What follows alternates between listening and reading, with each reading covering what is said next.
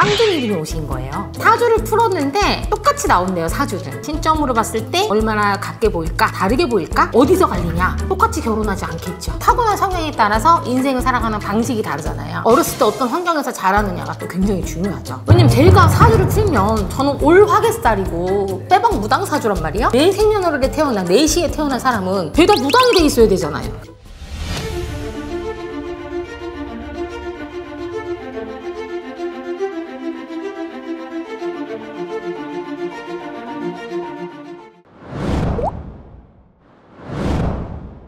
안녕하세요. 네, 안녕하세요.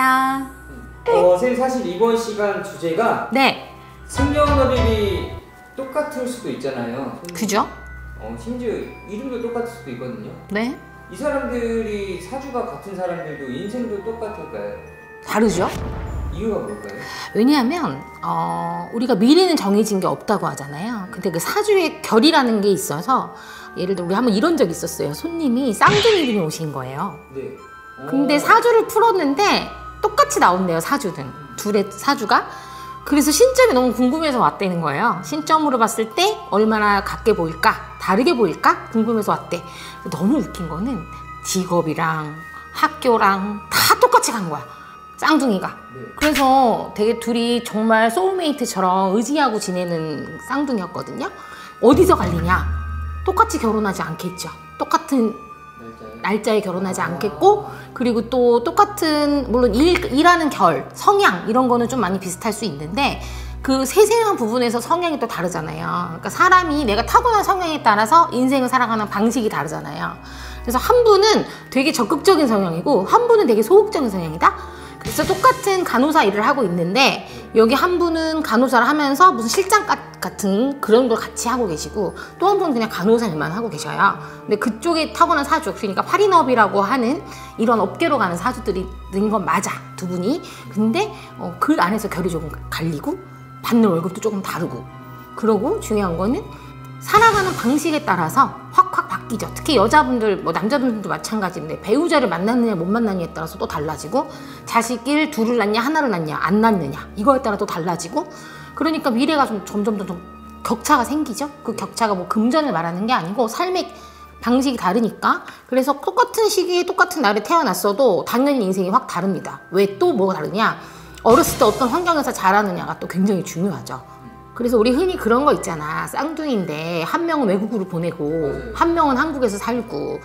사실 타고난 사주는 둘 다 초년에 박복하고 중년이 좋고 말년이 더 좋다. 예를 들어 이런 사주인데 그분은 초년에 박복하지 않죠. 해외 거기로 가셔서 나름 또 안정적으로 지원 잘 받고 박사님 되고 교수님 되는 경우가 있고, 또 다른 한 분은 무당이더라고. 그때 나 인간극장인가 그래서 본 것 같아요. 그렇게 같은 시 같은 날에 태어나도 처해진 환경이 달라지면 다르게 살 수 있다. 어떻게 뒷받침이 되고 내 인생을 뻗어나가는 데 있어서 얼마만큼의 걸음이 되느냐, 이런 것도 큰 차이가 있다고 봐야 되고, 제일 궁금했던 거는 그러면 왜냐면 제가 사주를 풀면 저는 올 화개살이고 빼박 무당 사주란 말이에요. 그러면 한번 되게 궁금했어. 그럼 내 생년월일에 태어난 4시에 태어난 사람은 죄다 무당이 돼 있어야 되잖아요. 그쵸. 그것도 올리면 그것도 마찬가지로 다르죠.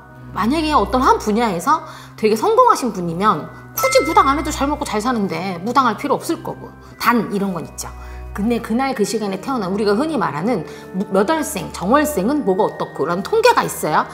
정월 며칠에 태어나면 또 어떻고, 그거는 크게 비껴가진 않죠. 그러니까 촉이 세고 직감이 좋고 약간 이런 그때 태어난 사람들은 거의 대부분 예술 쪽으로 풀어먹거나 무당이 되거나 이런 결이 있고, 또 몇 날 몇 시에 태어나신 어떤 분들은 무조건 학자의 길을 걸어야 되는 사주가 있으신 분들이 있죠.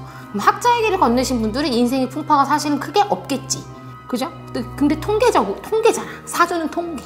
그렇기 때문에 비껴나가는 사람들이 당연히 존재하고, 제일 크게 봤을 때는 타고난 큰 틀의 사주는 바뀌지 않아도 그 주어진 환경, 내가 어렸을 때 어떻게 자랐느냐, 그 다음에 이 사람의 성향에 따라서 당연히 바뀌어요. 다릅니다. 쉽게 설명해서 큰 틀은 비슷하겠지만 네. 그 안에 있는 것들이 달라질 수 있다. 많이 달라지죠. 그러니까 예를 들어 그런 거예요. 부모님이 둘 다 운동선수야. 네. 근데 얘 타고난 사주도 운동을 하는 사주로 태어났어요. 이분은. 그럼 뭐 100% 높은 확률로 운동을 하겠죠. 근데 운동하는 거는 정해져 있다. 이 사람 운동하는 건 사주에 나온다. 재주 부리는 사주다. 나와요? 근데 이분이 만약에 성격이 정말 끈기가 없어. 그리고 막 승부욕이 없어. 그러면 어떻게 되세요? 운동선수로 크게 뻗어나가지 못하겠죠? 근데 성향이 나는 막 죽어도 승부욕이 너무 강해. 그러면 운동선수를 해도 대성을 하겠죠. 그것도 있고 중요한 것도 운때가 있기 때문에 사람은 어떤 운을 잘 만나냐에 따라서 그때 국가대표가 되고 한 골을 넣고 이런 운이 또 이렇게 들어가야 되잖아. 그러니까 그런 운때도 또 되게 작용을 하기 때문에 같은 날 같은 시에 태어나도 다른 사주가 분명히 존재한다. 단 큰 틀은 벗어나지 않는다. 그러니까 운 같은 경우는 제 타이밍만 잘 잡으면 되겠네요. 그죠. 그러니까 우리가 살면서 점을 보러 가는 이유가 뭐 어떻게 살아왔나 이런 거를 보는 것도 중요하지만 앞으로 내가 어떤 운을 어떻게 받고 어떻게 살아가야 되느냐 그리고 점을 보고서 내 마음가짐이 많이 바뀌면 그건 성공한 점이라고 봐요, 나는.